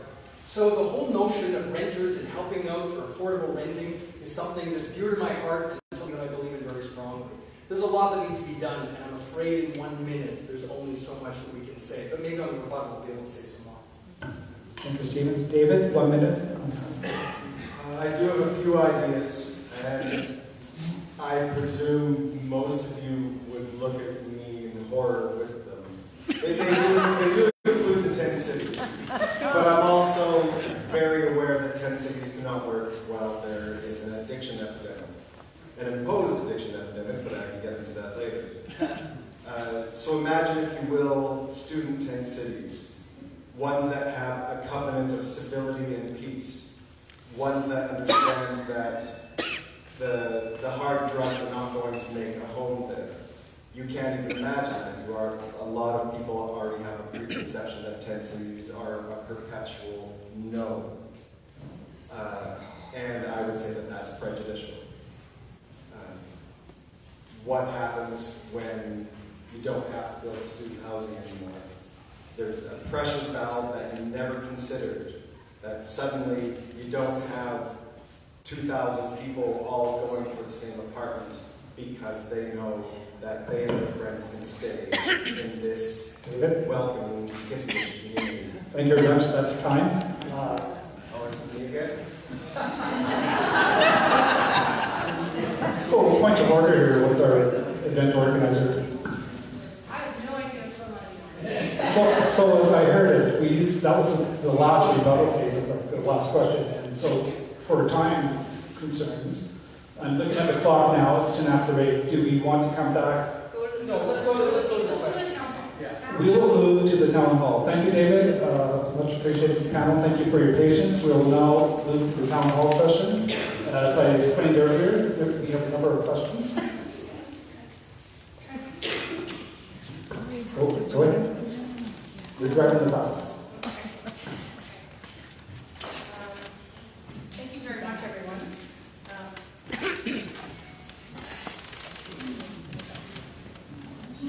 Okay, so these are just... Yeah. Okay. Given that, you know what, I'm actually, this is a bike time question, so we've already done that. Claire helps, we've run the screening over the room. I won't. All right. We've seen from our neighbor to the south what can happen when someone with no political or government experience is elected to be the leader of a government entity. What makes you believe you are qualified to be mayor? And this is open to anyone who wants to answer in about 90 seconds. Yes, a minute and a half for each candidate on this question. Okay, so Bruce, and then Bruce? Thank you very much. I think it's incumbent upon all of us to realize that in a real democracy, we all have to have the right to try for any office. We don't have a professional political class in this country. We are citizens who govern ourselves. So having a professional political class is not what we're all about. So that's the first statement. You all have the right and the capacity to run for mayor. You all can sit up here, and we've demonstrated that very well. And people who you wouldn't expect to be able to govern have come up with some of the best ideas that I've heard from the front of the table. I hope you'd agree with me on that as well. So that's one of the first issues. Secondly, I do have some experience with governance as a senior policy advisor across a number of ministries in provincial government. I've worked in municipal government. Actually, I've worked with recreational programs for street kids and gangs in Surrey for 2 years. God, I was hoping for a rebuttal on that one, Mike. So I've actually worked in government in a wide variety of areas. I've led nonprofits with tight budgets. I've delivered programs on time and on budget and on schedule time and time and time again for year after year after year. It's been part of my career. So I think I can do this. I think everybody in this room can do this. And if one of you was running, I might not be. Thank you. Thank you, Bruce. Mike, you're up next. Thank you for the question. Further to what Bruce said, after I graduated with my degree in economics from the University of Victoria, I was fortunate to be hired as a research officer in government. And then from there, I was plucked and promoted, and I was a ministerial assistant in the Mike Harper government. I worked for a gentleman named Bill Barley in the portfolios of agriculture, fisheries, and food, and then small business, tourism, and culture. And then I also facilitated the cabinet subcommittee. And then after leaving government, I did, for a time, live out in Langford. I spent 7 years on Langford's Planning and Zoning Committee. And then in terms of the consulting work I've done a lot of consulting work with First Nations. I helped successfully lobby for the creation of the First Nations Finance Authority, which is modeled upon the BC Municipal Finance Authority.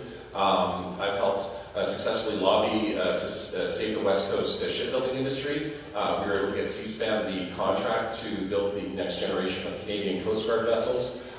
You know, when patients came, were waiting 13 months for an MRI, the doctors in Victoria actually hired me to once again successfully lobby the provincial government for more public funding for MRIs. So I think I bring a wealth of experience, a wealth of connections, which will enable me to deliver on the very specific promises I've laid out in my platform. Thank you, Michael. So David and then Stephen. I think it is naive to associate administrative skill with leadership. I can tell an intelligent person, I can see an intelligent idea. Doesn't necessarily mean that I'm not qualified because I haven't graduated high school. I've written a book. I'm a wizard when it comes to dealing with being surrounded with crazy, chaotic people and cops and people screaming. That's my environment. I know how to bring that to peace. And I also know that the things that this city needs to do, I might be the only one capable of doing them because I have no other obligation. I would be your mayor 24/7.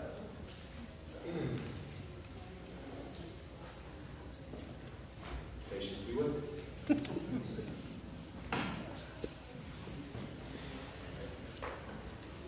Stephen. Stephen Hammond, I'm a lawyer, and for the last 27 years I've owned my own business. And believe it or not, it's called Harassment Solutions Inc. And I've written 3 books, and people come to me over some of the most difficult issues we're dealing with. When Bob Paulson, the former commissioner of the RCMP, was about to be launching a $100 million settlement of sexual harassment, he read my 3rd book that I wrote, The New Norm, and he actually had me come in and talk to the senior leadership. On a regular basis, I'm involved in all kinds of difficult issues that I have to give a lot of people advice for. But you know what I think really qualifies me for this job is that I'm able to build and support communities. When my neighborhood a couple of years ago was being threatened and being inundated with the criminal element of the tent city around the courthouse, not the people who really wanted housing, but the criminal element. And the mayor and council wouldn't do anything. People came to me. And I thought, why are you coming to me? This isn't my paid job to do this. And then most recently, when the council made a decision a year ago, I actually asked a bunch of people, you know, am I alone in this? Thinking that there needs to be a new council. And with our new council candidates, and we've got well over 100 volunteers, and we've got hundreds of people who are supporting us on this campaign financially and with their efforts, that I built a community so that we can go forward and build a new council, somewhere where there's real collaboration and real concern about your tax dollars. And I think that's what qualifies me. Thank you, Stephen. Are we proceeding this way down the table again? Or Lisa? I think you had an order. Lisa helps, and then we have Chris, and we have Rob. Thank you. There are 3 things that uniquely qualify me to continue to be your mayor for the next 4 years. And the first is that I spent 3 years as a city councillor. And that gives you an experience that you don't have if you're not there first. When I was a councillor, I knew 75% of what the job of mayor was, because I watched the mayor do it every day. And I'll tell you a secret, I actually haven't told anyone this. When I decided that I was going to run for mayor, when I was still on council, I made a Word file called WIM, when I'm mayor, and I made notes to myself at every council meeting, what would I do differently? So I came positioned for the job in that way.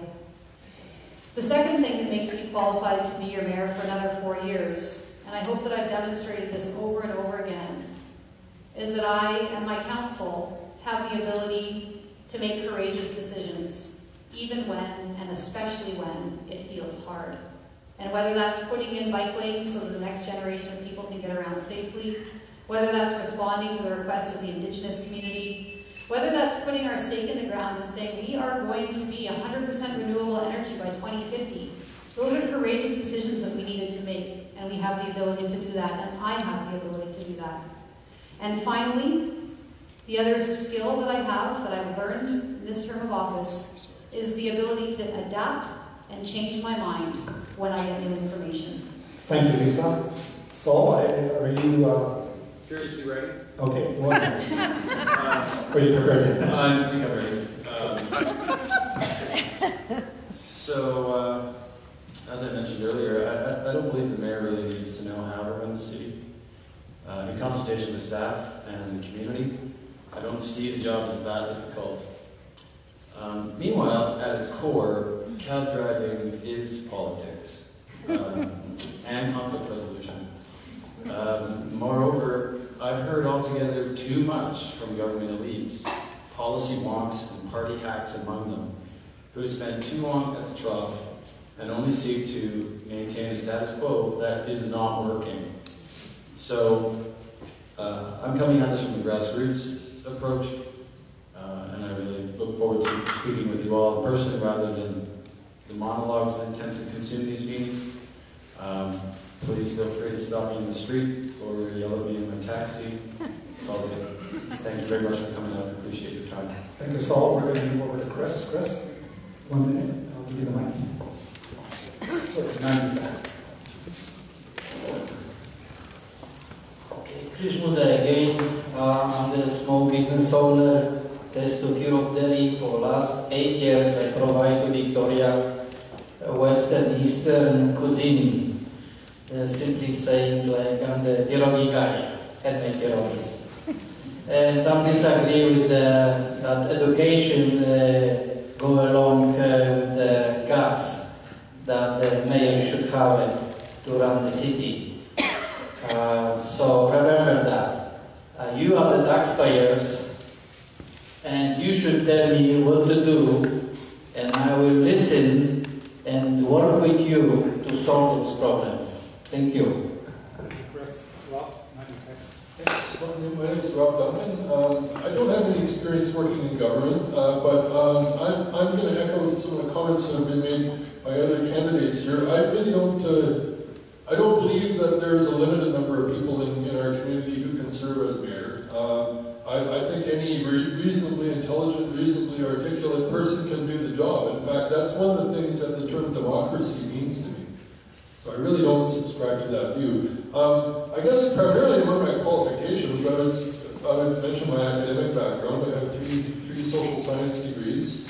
My first PhD is in developmental psychology. I was working on a second PhD in political sociology at the University of Victoria until a couple of years ago when the financing became impossible. I have been an environmental activist since I was a little kid, since practically before the term environmentalist was coined.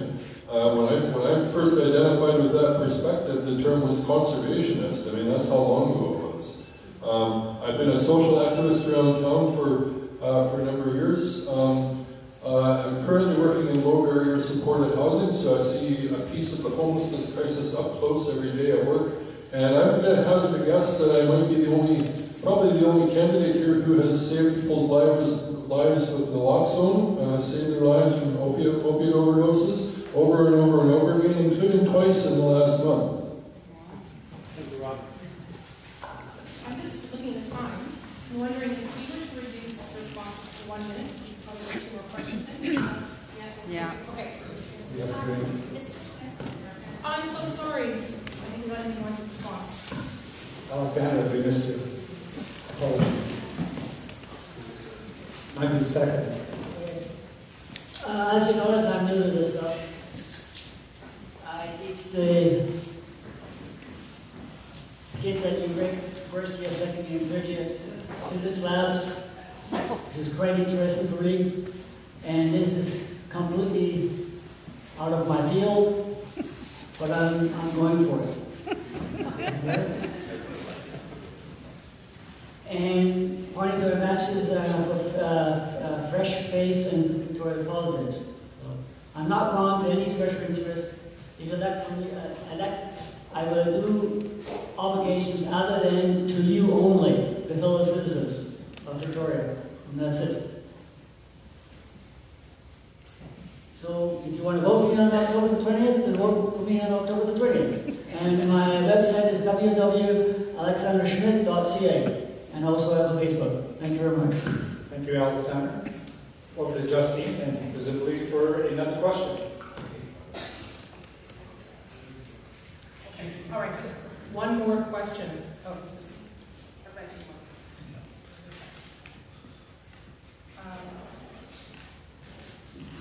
Okay, another transportation one. You can see why this Yeah. is one of our debate questions.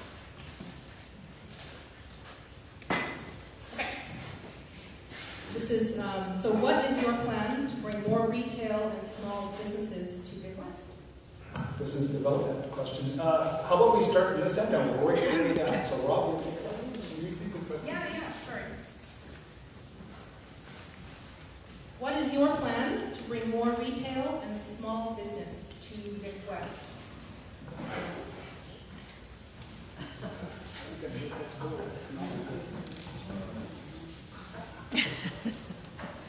I'm at a loss to answer this question.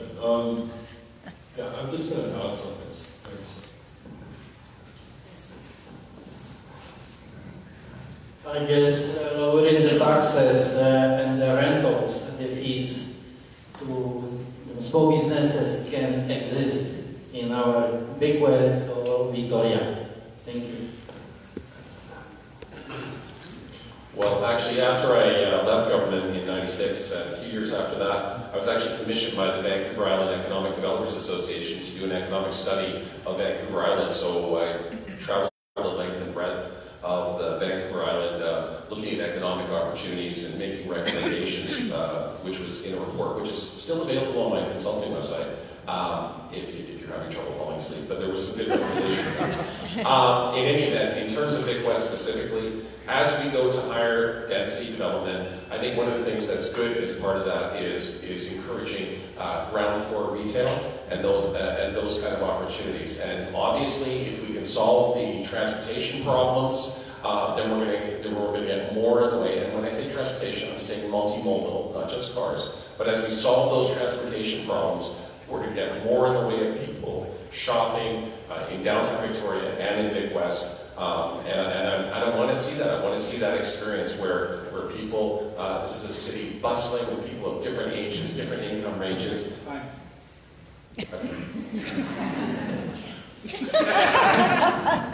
Safer. Saul, 90 seconds. Yes, thank you. Well, I own a small business, and I understand very clearly that it's just those type of things that drive the economy. Overall, I guess I'm pretty happy with the request.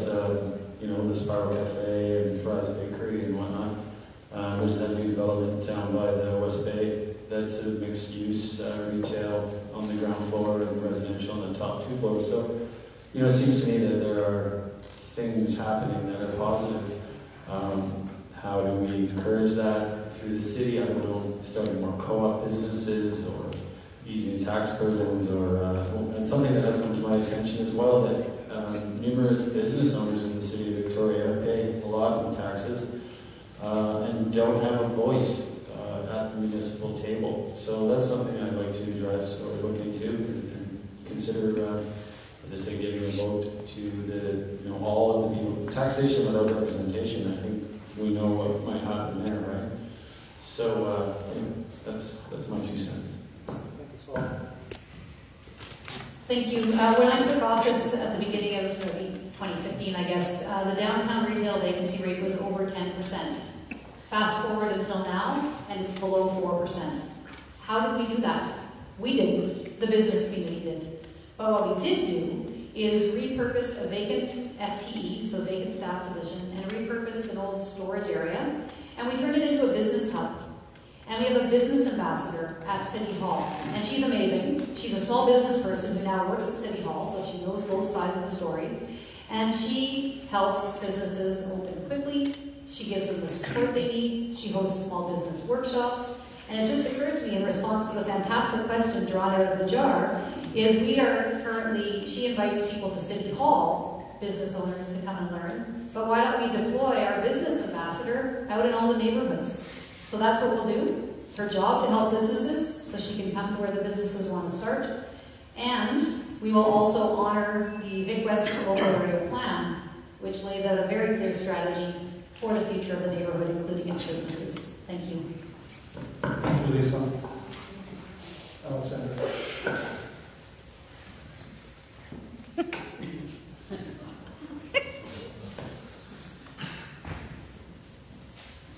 I didn't see that decreased taxes.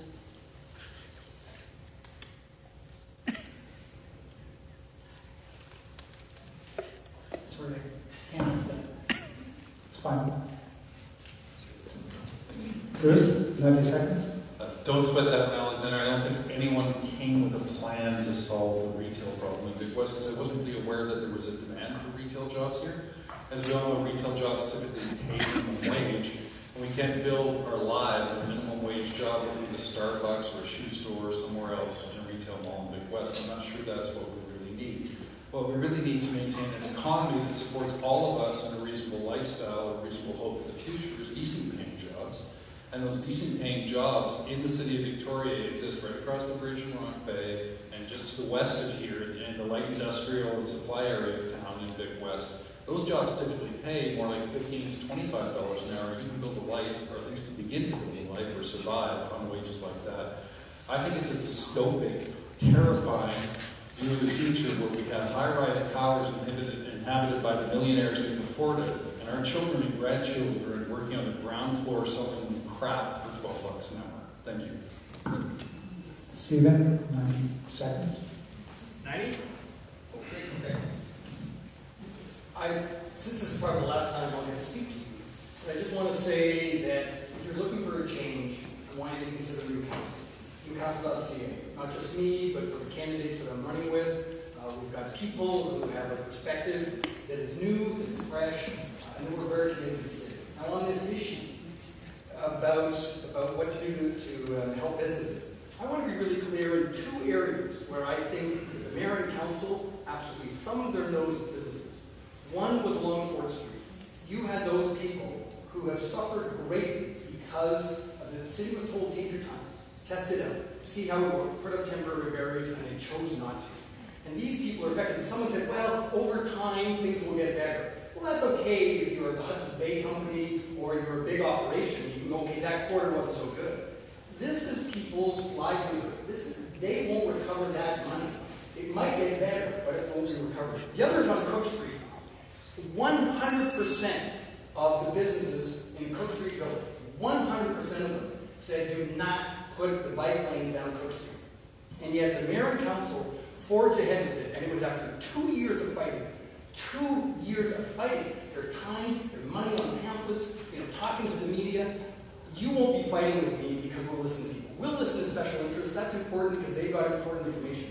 But it will not be to the exclusion of everyone else. So that's how you can support retail and small businesses in Victoria by listening to them. Thank you, Stephen. David, 90 seconds.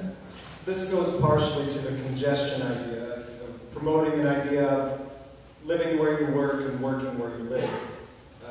I don't know how difficult it would be to create some sort of pseudo-commercial license that residences could have, so you could have a business being run out of your own home. That's my idea for that. My name is David F. Johnson, candidate for mayor of Victoria, and gosh, you've never seen anyone like me. Thank you, David. Rob said to me that he would also like to speak to this, so we're going to give him an opportunity for 90 seconds as well. Thanks. I passed the moment ago. As soon as I sat down and thought about it, there are lots of things I could say. One way I wish I would support development of small business in Big West is through encouraging the development of a walkable community. To me, this means a more mixed community with including retail businesses and employers as well as residences, services, all that sort of thing, all mixed together so people can walk to work and walk for all their daily activities, ideally. Another way in which I would encourage the development of small business in Big West is through providing childcare for employees.